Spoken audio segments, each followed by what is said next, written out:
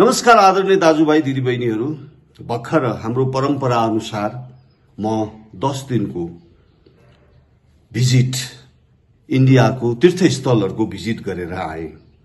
गया गए, बौद्ध गया गए, बद्रीनाथ गए र हाम्रो रीति परम्परा अनुसार आफ्नो एउटा छोराले अथवा छोरीले गर्नुपर्ने कार्य गरेर आए। आफ्नो पितृहरूलाई सम्झेर, बुवा हजुरबुवाहरूलाई, अन्य पितृहरूलाई सम्झेर म आफ्नो कार्य गरेर आए।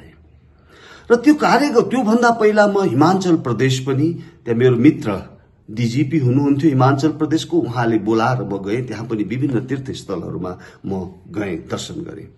मैले यो किन यहाँलाई शेयर गर्न खोजेको भन्दाखेरि इन्डियाको तीर्थस्थलहरू असाध्यै राम्रोसँग सबै छैन। हिमाचलको विशेष गरी हिमाचलको मोडेल हामीले नेपालमा पनि इन्ट्रोड्युस गर्न सक्छौं। ठाउँ ठाउँको मोडेल हामीले नेपालमा इन्ट्रोड्युस गर्न सक्दछौं।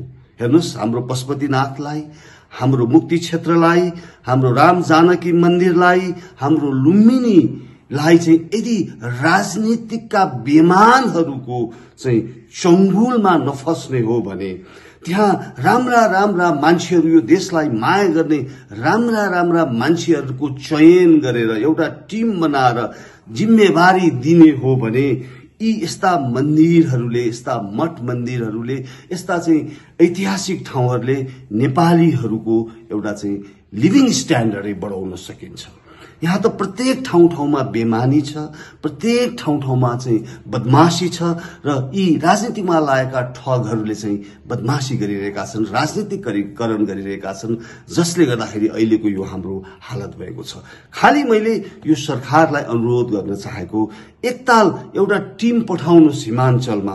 कसरी त्यहाँ मठ मन्दिरहरूको चाहिँ संरक्षण गरिएको छ, कसरी त्यहाँ चाहिँ भक्तहरूले गएर चाहिँ आफूले सकेको दान दक्षिणा दिएको पैसालाई कसरी सदुपयोग भएको छ र कसरी त्यो क्षेत्रको ब्युटिफाई भएको छ, त्यो त्यति मात्र हेर्न जानुस्।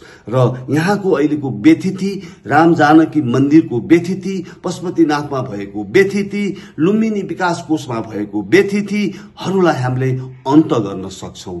र एकैताल त्यसमा ध्यान दिनुहोला। र उत्तराखण्डमा जाँदाखेरिको मेरो एउटा एकदम बिटर एक्सपिरियन्सहरू, बद्रीनाथको दर्शन गर्दै जाँदाखेरि त्यहाँ त्यो एकदम हाई अल्टिट्युडको कारणले गर्दाखेरि अलि स्वस्थ नभएका मान्छेहरूलाई चाहिँ बोकेर लानुपर्ने अवस्था हुन्थ्यो।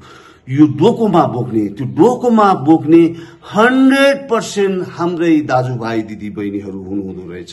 कोही मुगुका हुनुहुन्छ, कोही जुम्लाका, कोही हुम्लाका, कोही अछामका, कोही बझाङका, बाजुराका हुनुहुन्छ। हेर्नुहोस् त, यो उहाँहरू त्यहाँ जान बाध्य किन भए त? यही कुशासनको कारणले, यही बेमानीको कारणले। उहाँहरूलाई हामीले यही देशमा अपर्च्युनिटी दिन सक्दैनौं। उहाँहरूलाई यी हामीले चाहिँ ठूला चाहिँ भ्रष्टाचार नगरिकन उनीहरूलाई चाहिँ लाइभलीहुडको लागि हामीले अपर्च्युनिटी दिन सक्दछौं। त्यसको लागि चाहियो सुशासन।